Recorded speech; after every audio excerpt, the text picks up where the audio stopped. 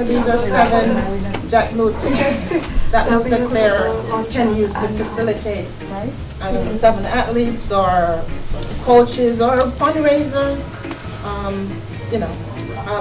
It's up to you. I was actually with the vice president of JetBlue last night, Adam, a very good friend of mine, and I did ask him if he could facilitate a few more, and he says to me that he will have them on Monday. I don't know how many more yet.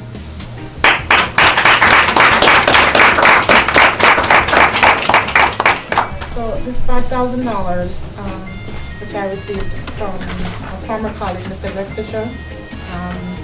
Mr. Greg Fisher is the head of the emerging market investment banking at Jefferies, formerly at Bear Stearns, formerly at Oppenheimer, and this $5,000 is for you to use as well to facilitate the athletes, whatever it is that you need to do with Team Jamaica. Food, bully beef. I'm kidding.